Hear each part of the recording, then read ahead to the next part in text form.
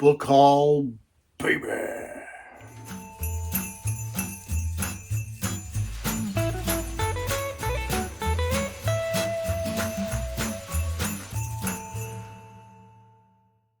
Hello, everybody. Thank you for joining me today. I do truly appreciate it. And I am now doing the December of 2024 book haul. These are all of the books that I accumulated during the month of December that I haven't shown you yet for one reason or another. Doesn't mean they're not great additions to the collection.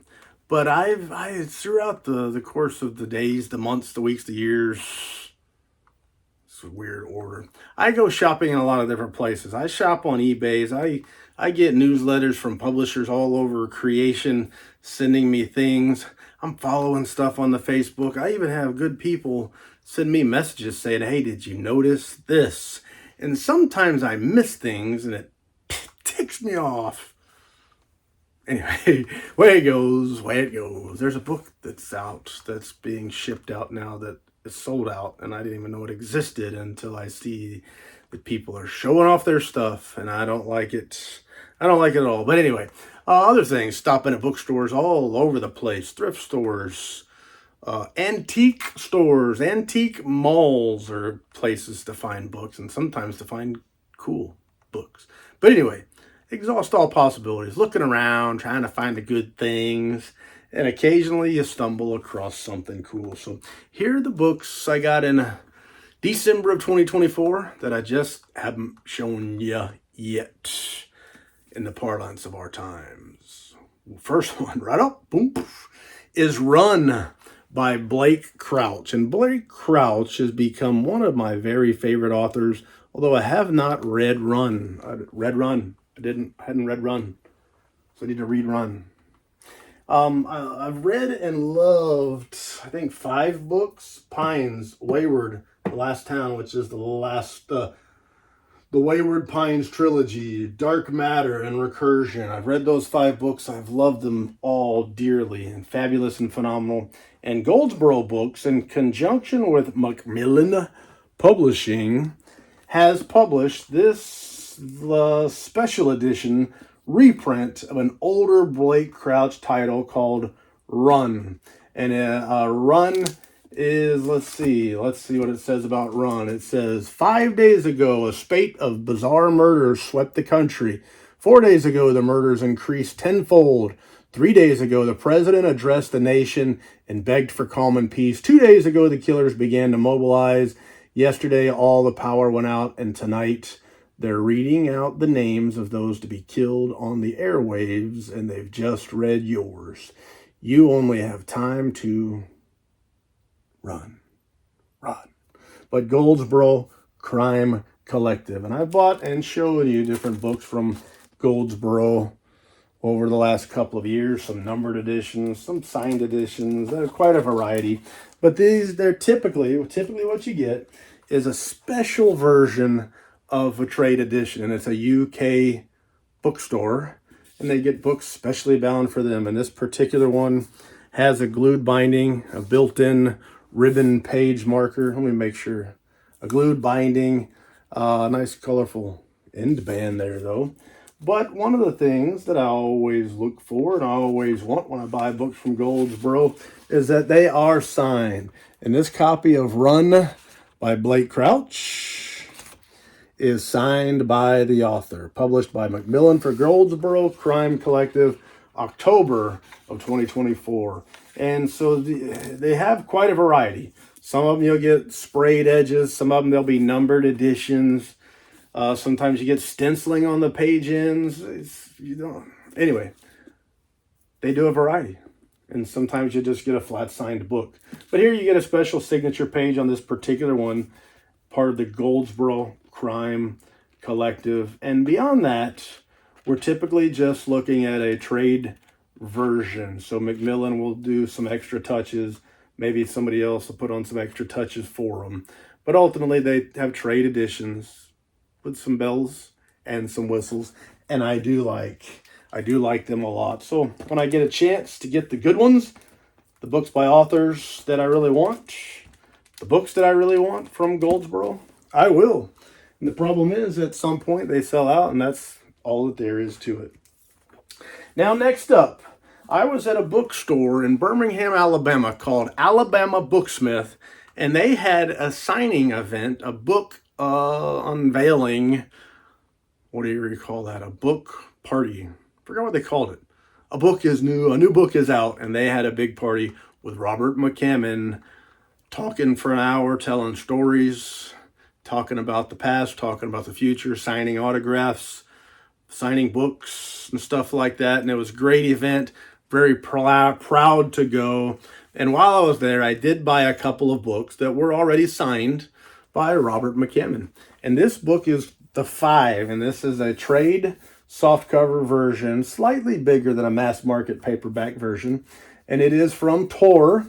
And what I had been told is that the Tor copies were very, very expensive and not easy to acquire. But the copies that they had at Alabama Booksmith were much more affordable. And I'm looking on this book here to see if there's a price listed anywhere. And I don't see a price. And probably that's what was happening. I had heard rumors of this book being sold for 40 or 50 bucks. But this one, Alabama Booksmith, was selling these for $16.99, a little bit more appropriately. Actually, no, this one was $24.99. $24.99 for this particular edition. The $16.99 book was a book that my son got. I'll show you that one too if you remind me. But it is signed by Robert McCammon in a nice, sweet ballpoint pen. And so I got a cool softcover edition of The Five. It looks good, feels good, and it's signed, and signed is always better. Next up, the other book I bought at the Alabama Booksmith for myself, it was already signed by author Robert McCammon, and that is the last book in the Matthew Corbett series, the 10th book and the last book, Leviathan. And I did have a chance to read this book. I've now completed the whole series, Matthew Corbett series. Absolutely fabulous historical fiction set in the 1699 is the first book, and then it goes on in the early 1700s from there, spanning from North Carolina to New York to England to Italy, all sorts of cool places. But Leviathan, and this being the last book in the series, Robert McCammon really closed it out well. Published by Leviathan Publications. And Alabama Booksmith sold it at list price, which is $39.99. This is the trade hardcover edition. And it's got, I'll show you the Vincent Chong artwork as well as a cool photo on the back, a cool picture, artwork picture showing many of the characters from the Matthew Corbett series and Robert McCammon there in the middle there. But a great likeness of the characters. It's good to see faces. Put a face with the name, but I like that a lot. And then here is it's a sort of a cloth covered boards, hot foil stamping on the spine, Smith's sewn binding and colored end bands there. And this book, they gave you a sticker you put on your chest when you go, and it's Leviathan launch party, December 7th, 2024. And there's my receipt. I bought a couple copies of these, one for my son who went with me, and he's got it sitting on his shelf, and then one for my shelf's shelf. Oh, and I stole a business card too. I stole one of these, not a business card, one of these little business card type things advertising the book event. But this one is signed by Robert McCammon. It's a first edition, first print, trade edition hardcover. Signed by Robert McCammon. It was already signed when I got there. They grabbed my books and handed them to me. And you can see first print. The number line goes all the way down to 1. So there it is. And there are, in the limited, there will be interior illustrations. But in this trade edition, they are not included. But I did show you the dust jacket artwork by Vincent Chong. Up next, one of my very favorite authors, and one of my early favorite authors, is a guy by the name of Lawrence Block. One of the first authors that I started collecting So a great one, and he's got some great series: the Bernie Roddenberry series, the Matthew Scutter series. Those are his two probably most well known. Then you got Evan Tanner, and then you got the Keller series, the Hitman series. So he's got some he's got some really good series of books, and Matthew Scudder's is probably the most well known. Although I love Bernie Roddenberry, and this is the third book in that series, In the Midst of Death.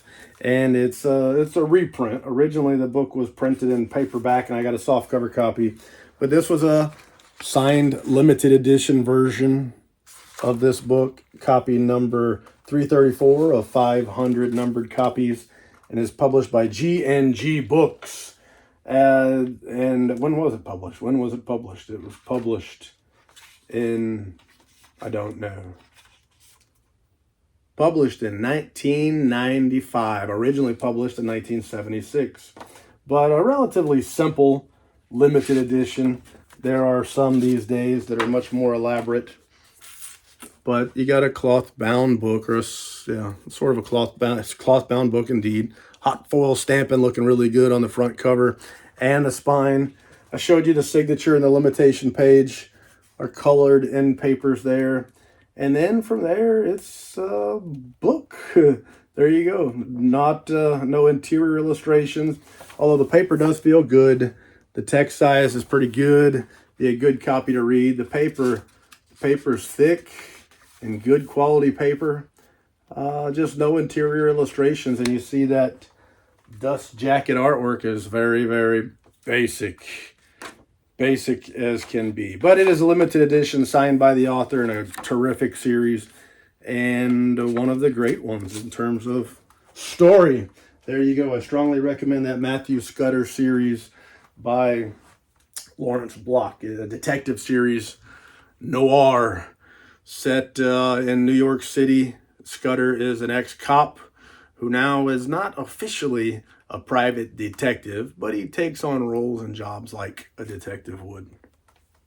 Next up, one of my favorite, speaking of series, one of my favorite series that ever existed is the Repairman Jack series by F. Paul Wilson.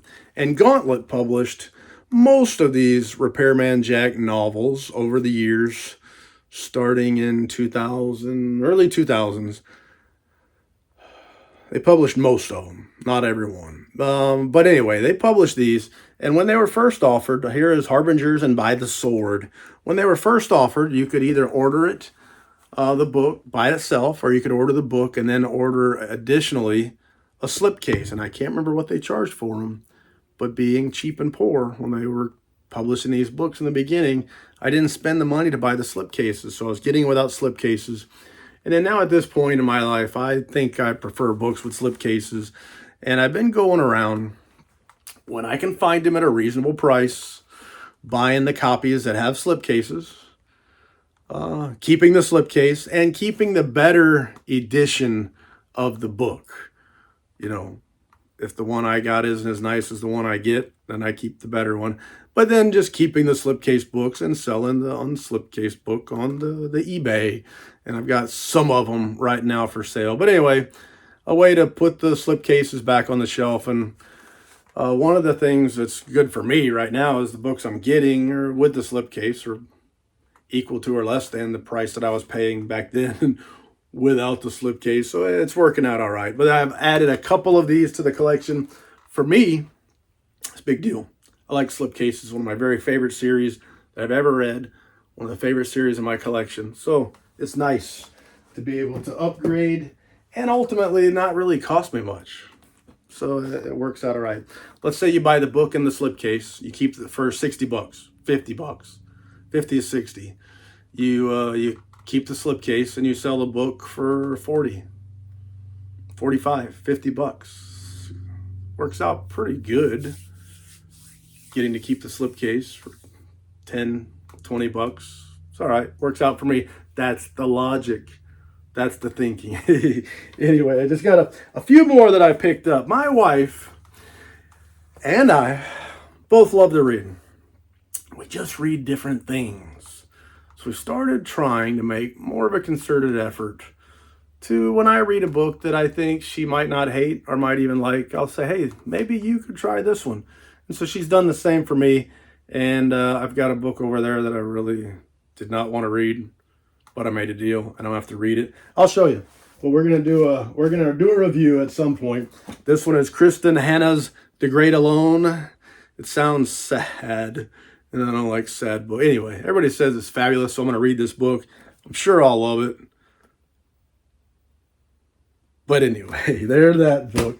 But one that she said, this was a TikTok sensation, and I don't TikTok or talk tick, but this book, a TikTok sensation. She said she watched a video of this fellow, and she said he was like a kind, general, loving kind of a grandfatherly figure, and the guy's daughter was putting up some videos and saying, hey, my father, I think it was my father, wrote this book. It's a good one. Nobody's ever read it. Nobody reviews it. But maybe you should take a read. And the videos of the guy apparently won over the hearts and minds of a lot of people. So a lot of people started reading the book. And there you go. My wife being one of them. She said, hey, this sounds like a book that you might like. And this guy seems so sweet. I want to read his book. So I ordered it on Amazon.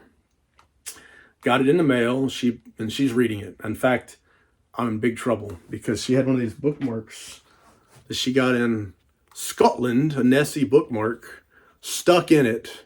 And when I picked it up and turned it over, the bookmark fell out, so I lost her spot. I'm in big trouble.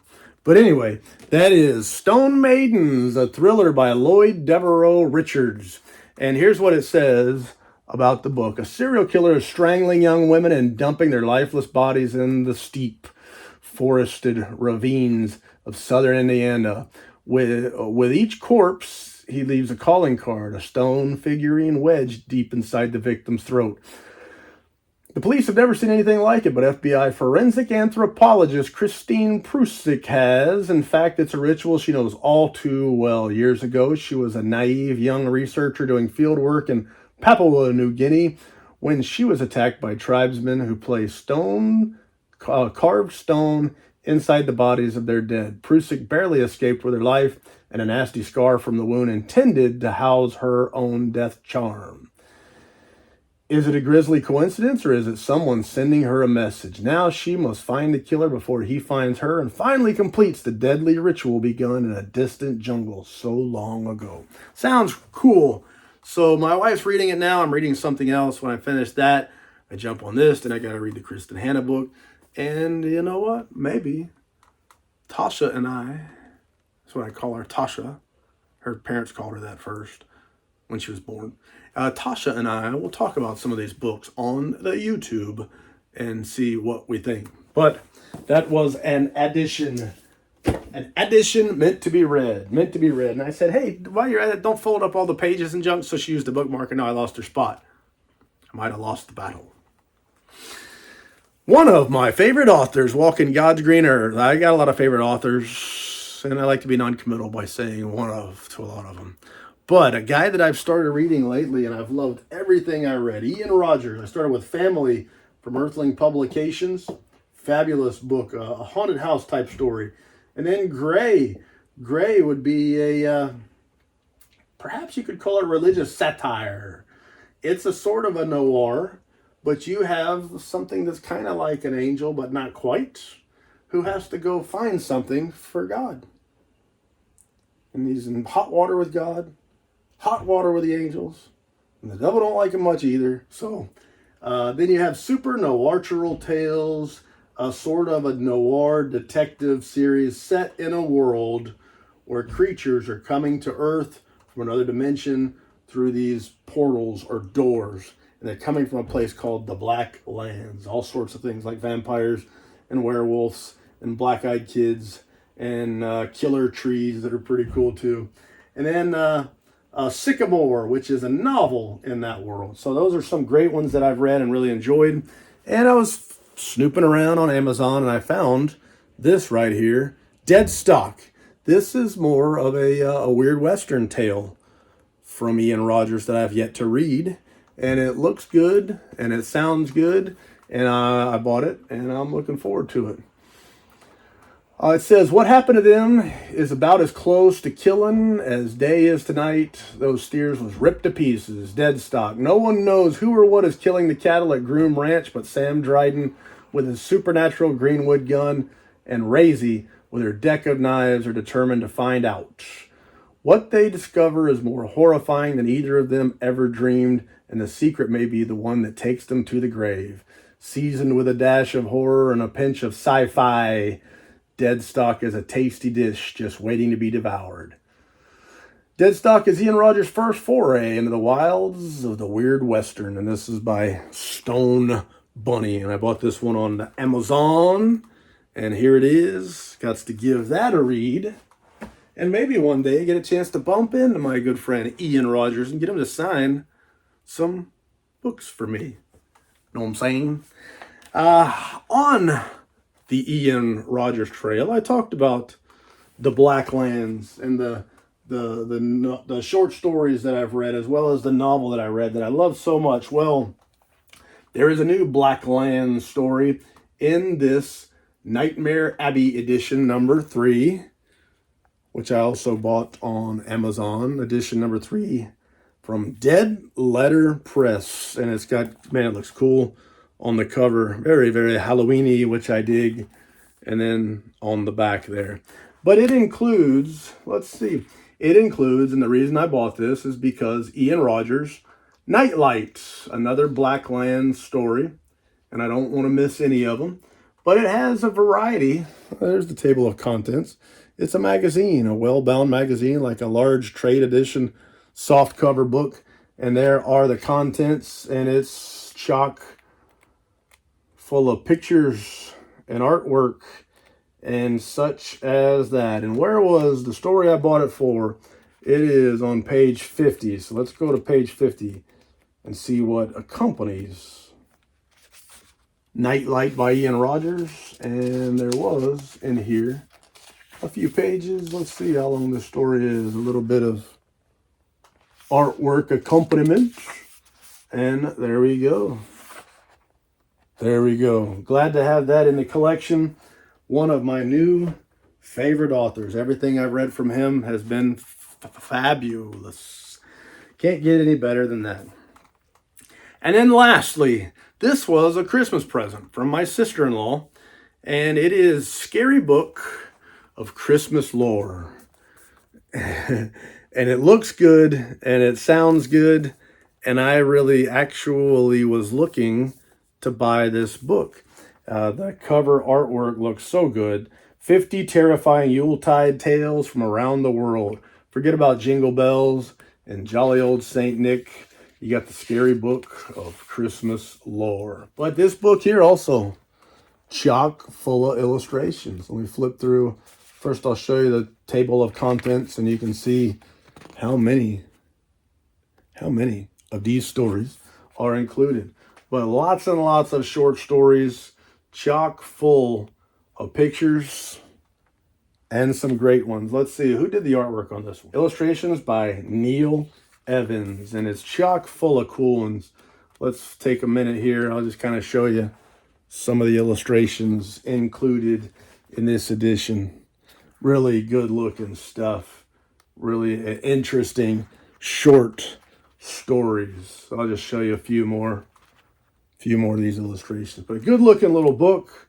Sounds fantastic. Lots and lots of interesting Christmas horror type stories. So I'm glad to be able to add that one to the collection, to the reading list of books what got to be read. With that being said, I can think of no more lies to tell. So thank you for your time. Thank you for joining me on my December 2024 book haul video. I sure do appreciate it. C'est la vie, baby.